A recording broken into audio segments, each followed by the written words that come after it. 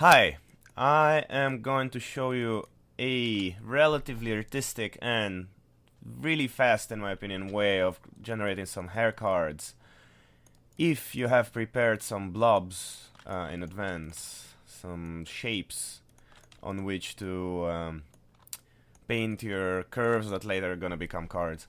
So yeah, it's you can sculpt something in ZBrush. I guess that's the easiest way to go. Bring it in, keep it somewhat reasonable size so it doesn't kill your computer if it's a little slow.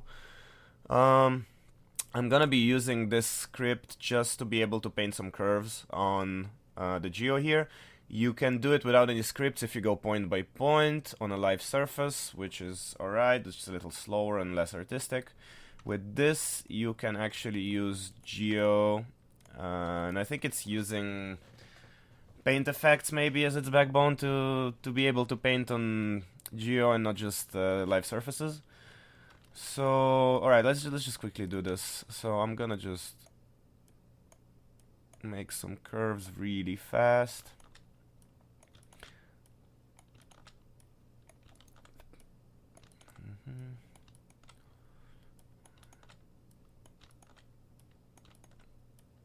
Alright, that should work. Alright, so we have our curves, there they are. So right now, if we isolate them, we can see that the problem is way too many CVs, and I will tell you they're all different quantities. They're all different amounts of CVs per each. So I'm gonna run, this is a script that I have made for attaching profiles to edges or to curves. This is exactly what we're gonna do. So I'm gonna show you two ways, and then I'll show you some more features that that come with this script. So first thing, we're gonna use rebuild, put it on like 7, or yeah, 7 should be good. So select all of the curves, and yeah, you can see this is much better. So we rebuilt all of those curves, and they're nice. Another thing you can do if you want to smooth it out a little bit, with CV selection on, it would smooth whatever CVs are selected, which is pretty cool. So yeah, you can do stuff like this.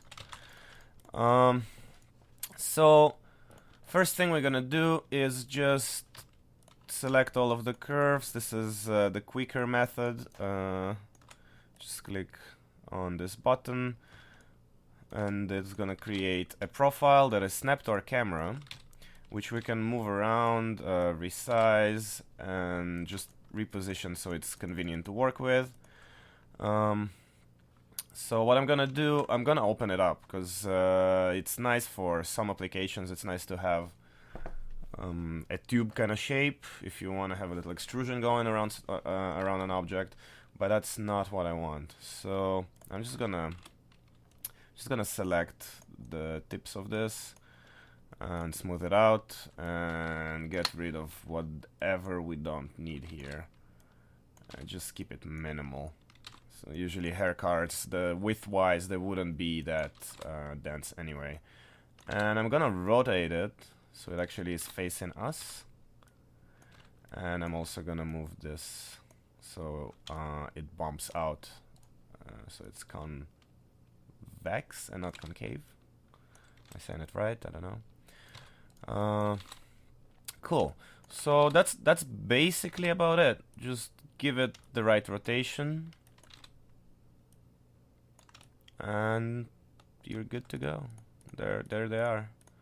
A bunch of them generated. They have UVs, which are ugly, but they're all uniform. They're all the same size. You can actually just transfer UVs from one to the other if you just give one of them nice UVs, or just grab all of them, resize the UVs. I don't think I need to show that. So that's one way. Let us delete this. This is our geo. Get rid of that. These are our curves. This is a hidden profile that it keeps, so let's get rid of that as well. So yeah, as you noticed, it put everything in folders. I'll show you that again in a moment. So let's do this again, but this time we're gonna come prepared with a curve that we created ahead of time. So I'm gonna create a curve, EP curve, 3 points. I'm gonna get rid of those extra points.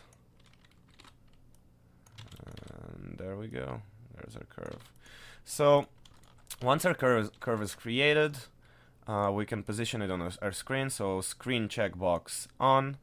It snaps our curve to our screen, aligns it, positions it. We can make it smaller, bigger. We can go back here, select all of our curves. So the important part about using a pre-made profile, which is just another curve, is to keep it in our screen space. That's why I clicked on this and clicked on the go button to snap it to our screen. So yeah, we've selected all of our curves. Last selection is our profile to be. Remove this and it will create a brand new profile that we have to resize and rotate again. But it's an easy process, really not that hard, and definitely. Oh yeah, I see what's going on. So yeah, just make sure the convexity is going the right direction. And there we go. There we go. So these are two really quick ways. Again, if we look at our geo, you can see what's going on here. So each one of those guys is just kind of half a tube and a really nice hair card. There are certain things that might annoy you, might get in your way, but they're quite easy to fix, and I'll show you with the transparency on. So basically there's all of our curves, and if you go and select any of the geo, because it's kind of hard to get to the curve when it's kind of hidden, and you don't want to mess with the outliner every time. So if you want to work fast, you can just access them from here. Empty screens, empty space on the screen, control, right click and hold, we go to control vertex, and we can start manipulating them directly like this. Let me just highlight geo for you. So basically what we can do is we can select whatever geo we want, click on this, convert to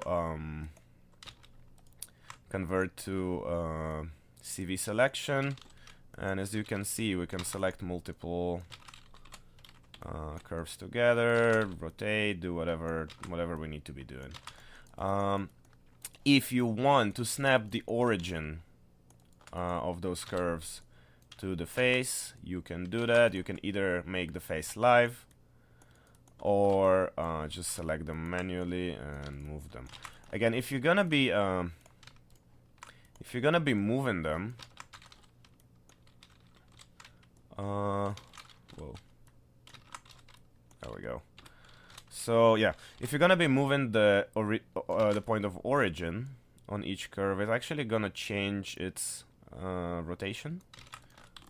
If you're gonna be moving a bunch of them, it's not. So that's a nice trick, kinda a way to hack the way Maya deals with curves. Because I'd love to be able to set the normal to point away from the object of origin. I don't know how to do that, but you can hack hack it in this way, just by selecting individual points and kind of moving them around a little bit. It might mess up your shape slightly, just this part of it, but it's really easy to fix later if you want to have that individual control.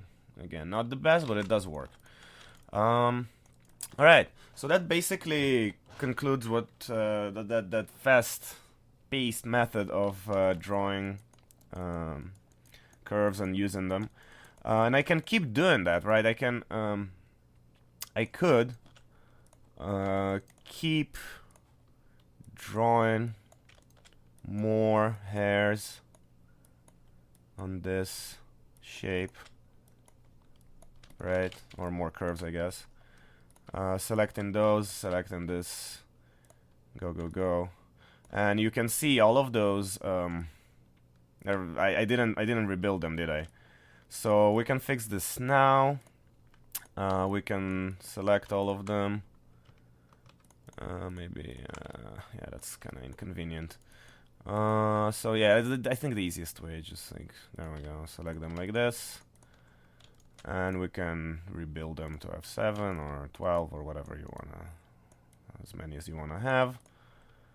And yeah, if we keep this live, I can select, and it's all still connected. Can rotate them, play around with them. Just like that. There we go. And clicking on the CVs. I know it's not visible right now, but basically clicking on the CVs will smooth them out. So basically what we did here, we added to the control of this thing over here. Oops, let's remove that. So yeah, we basically added some more control to it. Another thing, you see it rebuilt this curve when it was rebuilt in this ones. If you want to make sure it doesn't do that, you should give it a proper name. So usually when I create when I create a curve through the script, it's either called circle or profile. When we create it manually, naming convention, if you don't think about it, doesn't exist. So if I call this circle, or rather profile 1, what I want to do is find that hidden curve and give it the same name, profile 1. Let's call it source or something, I don't know. So now let's say I get rid of whatever travesty I have created there before. I can bring those guys back to sanity. So now if I'm gonna be rebuilding this, it shouldn't affect my curve at all, because it knows to exclude it. Cool. There we go. That's better. So we can go in and play around with this until we're happy. Whoops. And that's basically one way of working with this stuff. At some point you would want to snap the beginning of those to the face, I suppose, if you really want to have a realistic hair and you're going for crazy amounts of cards. It would be a good thing to do, but you don't really have to. And if you do want to do that, there is a way to select only the first CV of each one of those, and then just with this live, just move it slightly and it would snap. I can write a script like that if there's a need for that in the future. Super fast. So I'm just gonna quickly show some more things you can do with this. So if I have nothing selected and my screen checkbox is on, I can make this screen space folder or group appear or disappear. It's quite useful if you have like a bunch of different scale.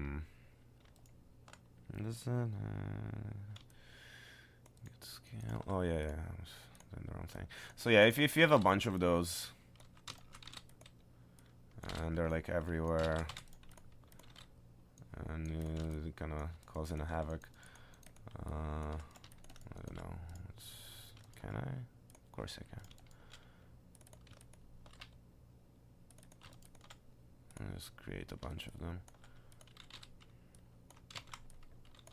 Yeah, so we can move them around,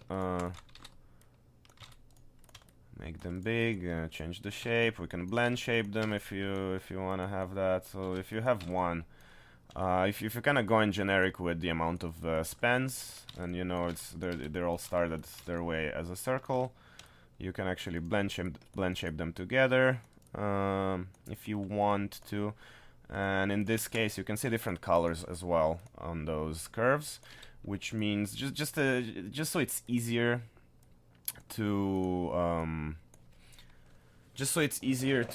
know which is which. Maybe if you have a bunch of circles here, because they don't have a name attached to it, right? Another good way is obviously moving them.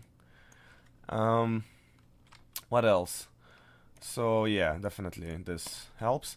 Another thing, if you have nothing selected, no checkbox checked, clicking this will bring up I call it toolbox, just to give it a fancy name. But basically all it is just a folder with some curves that I used before and I decided to save. So if you want to move the whole thing around, so you can move individual curves quite easily, and they remain in place. If you move the whole folder around, you'll notice that it snaps back to its original position when I move the camera. So if you want to reposition the whole thing, have the screen checkbox on, click on the go button, and it will stay there. This will make it disappear. And if I select the whole folder without anything here and click go, it will save it. And it will save it as a Maya file in your script folder, in your Maya path. So the version of your Maya, wherever you usually would put your scripts, it would put it there. And it would save them in case you want to bring them up later. So if I want to overwrite, I don't want to overwrite, I didn't change anything. But basically that's where it loads those guys from. If you want to add some of the curves from here to there, you can do it without moving it through the outliner. Basically you would just duplicate it to make sure there's no incoming connections or it's not hooked up to anything. And you can, with those two selected, I think it would move them to the toolbox, and you can just move it, resize it. Click up on your keyboard if you want to access the parent folder, and you can save this, and that square is now there. So if I get rid of it, bring it back, there's our square. It's right there. So that is useful, and we can hide it. So what else can we do with this? I suspect, let's see if this works. So I think if I do this, it's gonna actually extrude. It's gonna actually extrude with curve, if you know that operation, and it's gonna basically take the shape of our selection. It only works for face selection, and it's gonna give us something like this. So as always, we can rebuild our curve. We can start messing around with it. We can smooth it. Other things we can do, if you select this, you would have all the regular extrude options. Scale would taper it, rotation, you know, all the goodies that this would offer us. So quick horn generator, I suppose, and you can really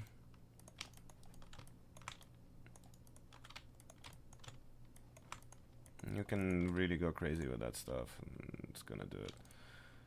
So you see what it's doing. You can make buildings like that. You can actually select those guys, move them out. You can rebuild them. The regular options, which is nice as well. Extra functionality. So yeah, and the profiles are not gonna be as pretty. We can hide those if we don't want them. I think if I erase them, it's gonna. It still works fine. Yeah, we don't really need those. But yeah, you can still control them through here if you feel like it. But they're not necessary. They just they're basically a clone of the original that would be sitting right here. Just so you can control them directly from your screen if you choose to do that. They're not properly aligned to the screen, but yeah, I just didn't feel like doing that. I think this gives you quite a lot of control anyway. Whoops. Yeah, so getting to know your way around. Usually it's easier to access all this stuff through the channel box.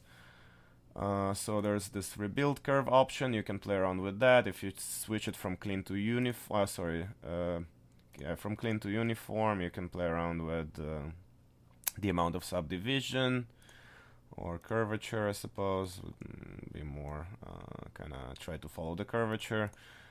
Clean will bring it back to our initial kind of setup. That's rebuild curve. And yeah, this one would work on the length of the thing, so yeah, we can do stuff like that. But you can just directly mess with the curve itself. You don't have to go through that route. It's working just fine.